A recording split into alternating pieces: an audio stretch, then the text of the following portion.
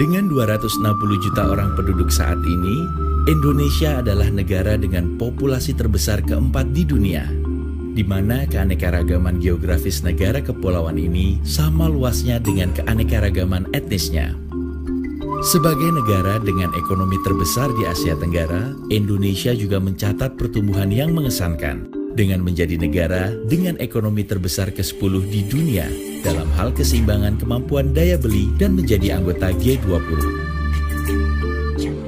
Perpaduan lebih dari 300 suku bangsa menjadikan kebudayaan dan tradisi Indonesia begitu unik dan khas. Sebagai bagian dari komitmen kami terhadap Indonesia, kami berkunjung ke Jakarta untuk menemui beberapa keluarga.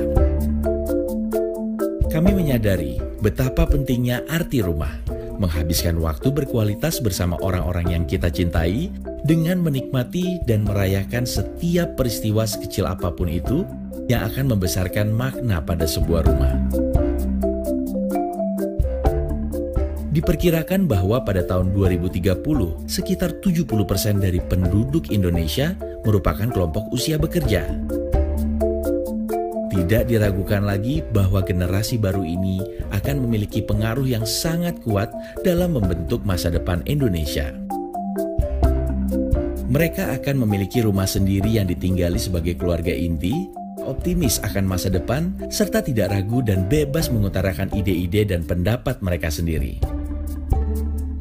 Hari-hari yang kita habiskan bersama, berbagi cerita, mimpi, aspirasi, bahkan juga rahasia, telah membantu kami sepenuhnya memahami apa yang dapat membuat orang Indonesia merasa nyaman berada di rumah. Kalau buat saya sih rumah itu ya kayak tempat kita bertemu keluarga, tempat istirahat, tinggal gitulah. Ketemu orang-orang yang kita sayang, atau kita kerja lelah seharian, istirahat di rumah. Rumah itu tempat hiruk pikuk kita, tempat ya ngelihat tumbuh kembang anak, ya kan, tempat suka dukanya, tempat ceritanya, ya sehancur-hancurnya ngelihat kondisi rumah dengan anak gitu, seberantak-berantakannya, ya itulah. 3 tahun yang lalu sih mungkin sama ya, tapi lebih banyak orangnya. Kalau sekarang kan tinggal berdua, kalau kemarin ya ada kakak, ada adik gitu, sama orang tua, ibu, ayah lebih ramai. Jam 5, 6, 7, 8, 9. Ada ayahnya, ada ibunya, ada anaknya, dan yang pasti ada ceritanya.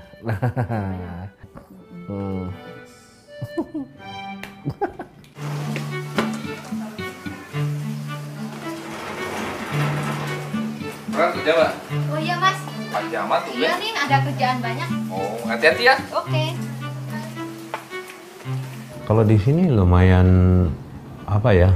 Ada paguyuban, ada ya kan, Ya. RT RW-nya ada acara apa, sering ada Baik sih. komunikasi. Kita itu kan hidup nggak lepas dari itu sosial, faktor sosial kan namanya kan itu, sosial kemasyarakatan dan sebagainya. Kalau ada apa-apa kita ke siapa?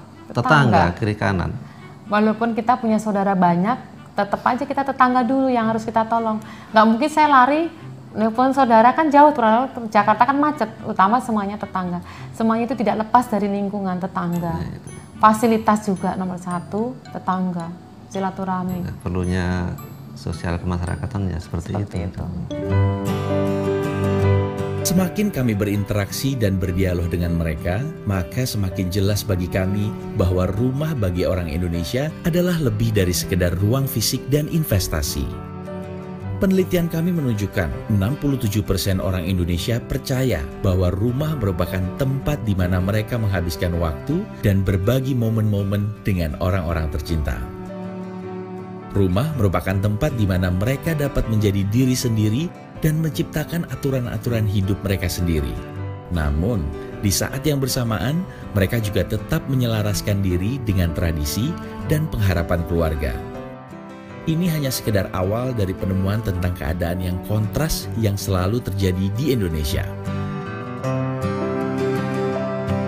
Penduduk usia muda yang jumlahnya sangat besar saat ini terhubung secara digital, berdandan dengan gaya paling mutakhir, dan memiliki pola pikir yang global.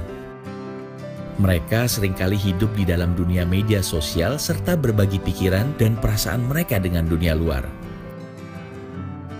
Kecenderungan yang berkembang saat ini adalah mereka meninggalkan rumah orang tua dan membentuk keluarga inti mereka sendiri. Namun, keluarga besar, teman-teman, dan tetangga tetap menjadi bagian dari kehidupan dalam rumah mereka. Mereka tetap meyakini pentingnya setiap keluarga menghabiskan waktu bersama di malam hari, namun penelitian kami juga menunjukkan bahwa 75% penduduk Indonesia saat ini melakukan hal tersebut di depan televisi. Perpaduan antara hal-hal modern dan tradisi inilah yang membuat rumah di Indonesia menjadi begitu unik. Banyak hal yang sepertinya ya dari furniturnya ini kan identik. Karena kan ini orang tua banget dengan model-model kayu-kayu, ya itu jadi ya buat kenangan aja sih gitu. Kalau memang pindah pasti ya sebenarnya sih nggak begitu suka ya, tapi saya dapat input mengenai furniture Jepara, furniture kayak gini kan dari mertua ya, dari orang tua. Jadi kalau diskusi masalah barang-barang seperti ini beliau lebih paham gitu kan. Jadi kadang-kadang kita kalau duduk ya kangen aja beliau dengan barang-barang seperti ini ya. Mungkin kan kalau Mbak lihat kan ada beberapa yang kelihatannya antik kayak tempat penyimpanan kayak gitu ya, itu ya yang saya ingat dari rumah ini seperti itu gitu. Kalau istri itu kayaknya superhero ya, megang semua kalau buat saya. Karena biasa suami jauh dan semua harus dihandle. Mungkin kalau tiap hari barengan kita bisa bagi-bagi tugas. Nah, berhubung dia banyak di luar kota, jadi apapun kayak ada kejadian apapun namanya mati lampu atau apa, saya harus bisa sigap. Ada yang rusak atau apapun lah itu ya, harus bisa menghandle dua-duanya. Dari mulai cuci piring, nyapu, sampai benerin mobil harus bisa dihandle.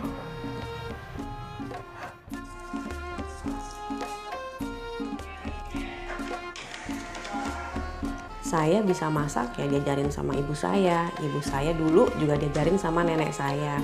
Jadi resep nenek itu turun-temurun dari ibu ke cucu, ke saya dan kakak-kakak saya.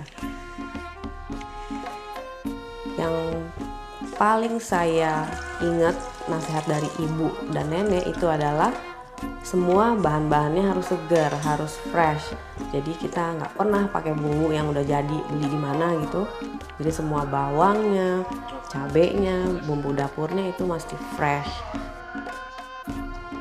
Nah nanti menghaluskannya biasanya saya pakai blender karena lebih cepat, lebih praktis dan hasilnya yang lebih halus gitu. Karena kan saya juga kerja jadi harus masak tuh harus efisien lah waktunya. Peralatan rumah tangga di Indonesia saat ini dianggap dapat membantu mempertahankan tradisi keluarga dan budaya, namun dalam konteks yang lebih modern. Pendingin ruangan membuat setiap keluarga dapat menghabiskan waktu bersama dan berbagi momen dalam suasana yang nyaman. Alat penjernih air minum membantu para ibu menjaga kesehatan anak-anak mereka. Televisi pun menjadi alat untuk mendidik anak-anak. Kalau buat saya kulkas itu penting ya, karena itu namanya stok makanan. Kita ada di sana, kita simpan di sana kan, biar dia awet. Ya kalau nggak ada kulkas, saya juga mati kutu. Saya kan suka masak. Ya kalau udah libur pasti saya masak, atau hari biasa juga kalau saya ada waktu nggak capek pasti saya masak. Dan kalau belanja juga nggak tiap hari. Saat weekend saya belanja stok buat seminggu. Nah bersih-bersihin masukin kulkas.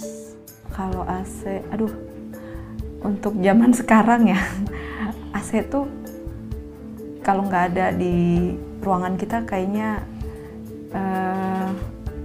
gimana ya? Kayaknya nggak nyaman, kayaknya nggak banget gitu ya. AC tuh buat saya ya terus terang tidur nggak pakai AC tuh nggak bisa tidur.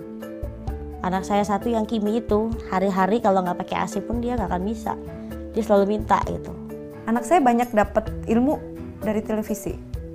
Kan kita kerja, saya udah siapin flash disk, isinya lagu-lagu, ilmu-ilmu berhitung dan apapun nyanyian yang bisa educate anak saya gitu kan. Akhirnya ya udah dari situ dia bisa belajar 1, 2, 3 sampai 10, nyanyi-nyanyi ataupun ABCD dan segala macam. Itu sih untuk saat ini TV cukup membantu perwakilan. Saya kalau nyuci tangan saya kan hancur ya, kena sabun saya alergi, kena deterjen gitu. Jadi saya wajib punya mesin cuci, itu ngebantu banget. Tapi kalau misalkan baju-baju putih gitu kan, saya rendam, kalau kucek-kucek sebentar sih masih bisa. Tapi kalau untuk cucian banyak saya harus pakai tangan, saya nggak sanggup. Gitu aja, makanya mesin cuci ya, faktornya karena mampu juga beli. Iya. Kalau enggak juga, kalau menikah sama saya suruh nyuci juga kan gitu. Tapi karena kita bisa, kenapa sih nggak manjakan istri, pikiran saya kan ya udah belilah kan. Kalau enggak juga ya saya suruh nyuci juga ke sungai kalau ada sungai gitu. Nggak ada sungai di sini.